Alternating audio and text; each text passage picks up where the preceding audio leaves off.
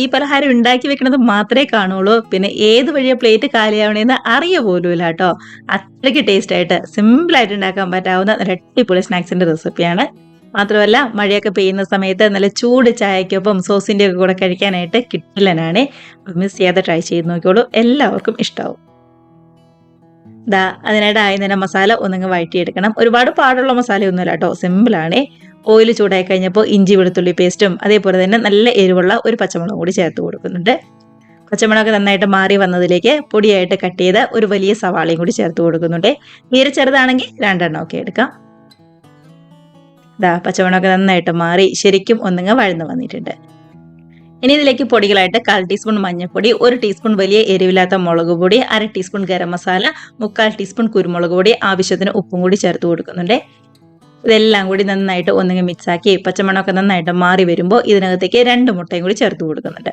ഗ്യാസിന്റെ flame medium low ഫ്ലെയിമിൽ വെച്ചാൽ മതി. ഇല്ലാന്നുണ്ടെങ്കിൽ പൊടികളൊക്കെ പെട്ടെന്ന് അങ്ങ് കരിഞ്ഞു പോവും. ശരിക്കും ഒന്നങ്ങ് ചിക്കി എടുക്കാം കേട്ടോ. ഇതിലേക്ക് പൊടിയായിട്ട് കട്ട് ചെയ്ത മല്ലിയിലയും കൂടി ചേർത്ത് ശരിക്കും ഒന്നങ്ങ് മിക്സാക്കി കൂടി എടുക്കാം കേട്ടോ.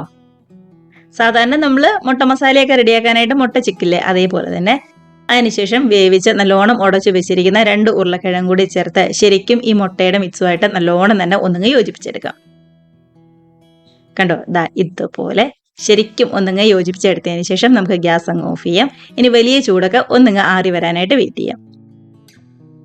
അപ്പൊ ആ സമയം കൊണ്ട് നമുക്ക് കോട്ടിങ്ങിന് വേണ്ടിയിട്ട് കുറച്ച് മൈദയിലേക്ക് ആവശ്യത്തിന് ഉപ്പും അതേപോലെ തന്നെ കുറച്ച് വെള്ളം ഒഴിച്ച് കട്ടകളൊന്നുമില്ലാതെ യോജിപ്പിച്ചെടുക്കാവേ.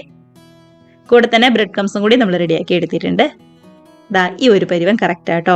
ലൂസ് ഒരുപാടായി പോവാതിരിക്കാനായിട്ട് പ്രത്യേകം ശ്രദ്ധിക്കണം.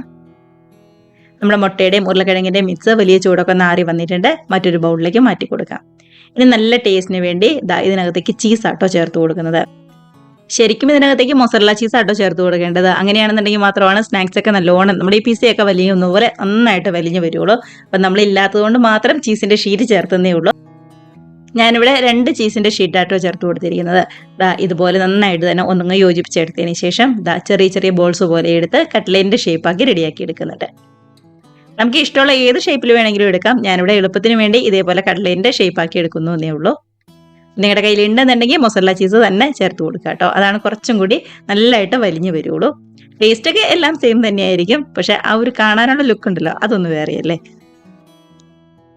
ഇനിയിപ്പോൾ റെഡിയാക്കി വെച്ചിരിക്കുന്ന കട്ട്ലേറ്റിന്റെ മിക്സ് ഇതേപോലെ മൈദയുടെ മിക്സിലും ബ്രെഡ് ക്രംസിലും നന്നായിട്ട് തന്നെ ഒന്നങ്ങ് കൂട്ടിയതും കൂടി എടുക്കുന്നുണ്ട്. നമ്മളിപ്പോൾ എടുത്ത ഈ 2 ഉരുളക്കിഴങ്ങിന്നും 2 മുട്ടയിന്നും ഏകദേശം 9 സ്നാക്സ് ആയിട്ടോ നമുക്ക് കിട്ടിയിരിക്കുന്നത്. ഈ ഒരു വലിപ്പത്തിലുള്ള 9 എണ്ണമാണ് നമുക്ക് റെഡിയാക്കി എടുത്തിരിക്കുന്നത്. ഇനിയിപ്പോൾ നല്ല ചൂടായ ഓയിലിലേക്ക് ചേർത്ത് ഇങ്ങ് ഫ്രൈ ചെയ്തെടുത്താൽ മാത്രം മതി. ഗ്യാസിന്റെ ഫ്ലെയിം മീഡിയത്തിൽ വെക്കുക. ഇതേപോലെ ഒരു വശമൊക്കെ റെഡിയായി കഴിയുമ്പോൾ മറിച്ചിട്ട് കൊടുത്ത് 2 വശം നല്ലോണം മുരിഞ്ഞ് കളറൊക്കെ മാറി വരുമ്പോൾ നമുക്ക് ഇങ്ങോട്ട് കോരിയെടുക്കാം. അപ്പോൾ കണ്ടോ, ഇത്രയേ ഉള്ളൂ നമ്മുടെ റെസിപ്പി എന്ന് പറയുന്നത്. സിമ്പിളായിട്ട് റെഡിയാക്കി എടുക്കാൻ പറ്റാവുന്ന നല്ല ടേസ്റ്റി ആയിട്ടുള്ള സ്നാക്സ് തന്നെയാണ്. അപ്പോൾ എല്ലാവരും മിസ് ചെയ്യാതെ ട്രൈ ചെയ്ത് നോക്കിക്കോളൂ, ഉറപ്പായിട്ടും ഇഷ്ടാവും. കണ്ടോ, ഇതുപോലെ പുറംഭാഗമൊക്കെ നല്ലോണം മുരിഞ്ഞ് ഉള്ളൊക്കെയാണെന്നുണ്ടെങ്കിലും വലിയ സ്പൈസി ഒന്നും അല്ലാതെ നല്ലൊരു സ്നാക്സ് തന്നെയാണ് കേട്ടോ. ട്രൈ ചെയ്ത് നോക്കി കമൻസ് ഒക്കെ മറക്കാതെ അറിയിക്കുക. സ്കൂളൊക്കെ വിട്ടു വരുന്ന നമ്മുടെ കുട്ടീസിന് എളുപ്പം ഉണ്ടാക്കി കൊടുക്കാൻ പറ്റാവുന്ന സ്നാക്സും കൂടിയാണ്. അപ്പോൾ ഇത്രയേ ഉള്ളൂ നമ്മുടെ റെസിപ്പി എന്ന് പറയുന്നത്. വീഡിയോ റെസിപ്പിയൊക്കെ ഇഷ്ടമായിട്ടുണ്ടെങ്കിൽ ഒന്ന് ലൈക്ക് അടിച്ച് ഷെയറും കൂടി ചെയ്യാനായിട്ട് മറക്കല്ലേ. നമുക്ക് ഇതേപോലുള്ള പുതിയ റെസിപ്പീസൊക്കെ ആയിട്ട് വീണ്ടും കാണാം. അതുവരെ എല്ലാവർക്കും ബൈ.